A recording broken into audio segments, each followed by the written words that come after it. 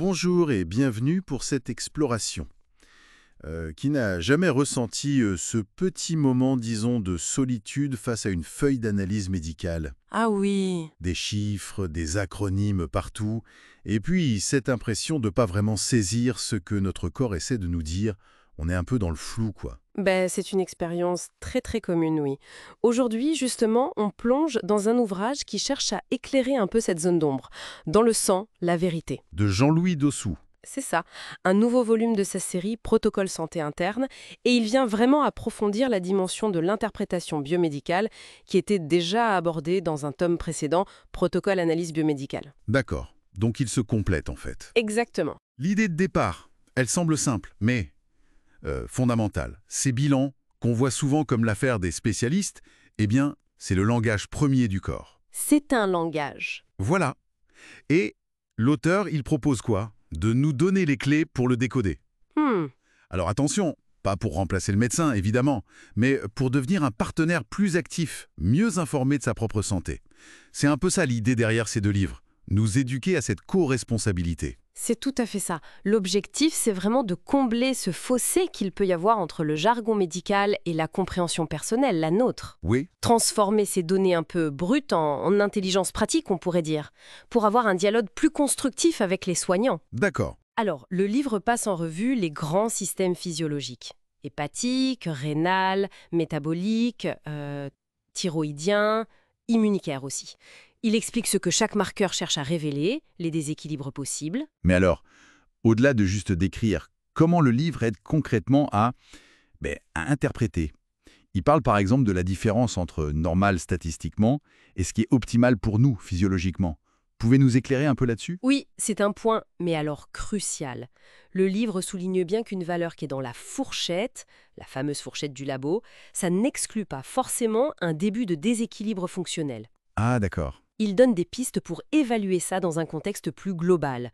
Par exemple, un taux de TSH, l'hormone pour la thyroïde. Oui, Il peut être normal, selon les normes du labo, mais si cette valeur est dans la partie haute de la norme, et qu'en même temps il y a une fatigue persistante, des frilosités, le livre suggère que ça pourrait mériter une attention particulière. Toujours en discussion avec son médecin, bien sûr. bien sûr. L'idée, c'est de considérer ce qu'on appelle le terrain physiologique de la personne, son équilibre propre, sa réactivité à elle. Très intéressant. Et il parle aussi d'interprétation systémique. Ça veut dire quoi ça? Qu'il ne faut pas regarder chaque ligne isolément. Précisément.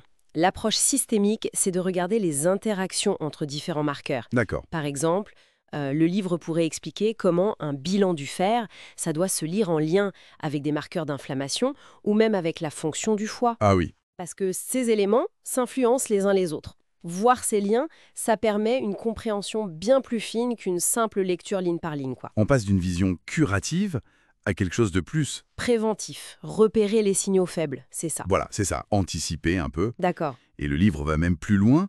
Il suggère des pistes naturelles. Bon, là on peut se poser la question, est-ce qu'il n'y a pas un risque que les gens se tournent vers l'automédication? C'est une préoccupation tout à fait légitime. Et le livre insiste vraiment lourdement là-dessus. Ces suggestions, ça peut être l'alimentation, la gestion du stress, ou même certains compléments naturels pour soutenir l'organisme. C'est à voir comme un soutien du terrain. Un soutien. Jamais, au grand jamais, comme un remplacement d'un diagnostic ou d'un traitement médical. C'est très clair. D'accord. Elles peuvent être utiles, oui, par exemple pendant qu'on attend des résultats ou en accompagnement d'un suivi, mais toujours en toute transparence avec le médecin, l'équipe médicale. L'approche se veut intégrative et surtout respectueuse du parcours de soins. Donc c'est plutôt un outil pour mieux comprendre, pour mieux dialoguer, pas du tout pour court-circuiter.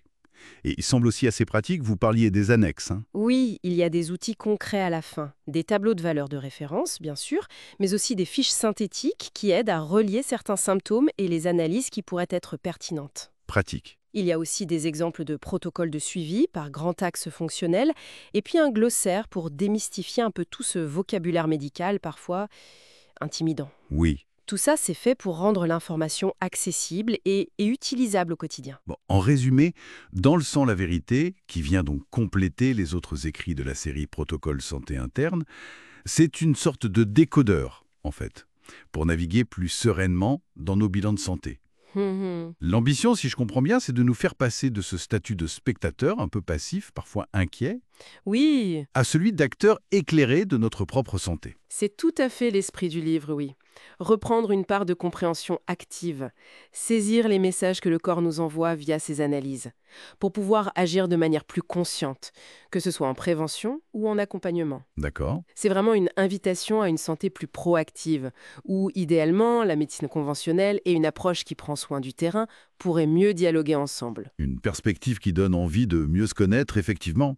Ça ouvre des portes. Et ça nous laisse avec une réflexion finale peut-être, si le sang contient vraiment une part de vérité sur notre état intérieur, quel dialogue encore plus profond on pourrait initier avec notre propre biologie si on apprenait vraiment à lire ce langage au-delà des simples chiffres sur une page?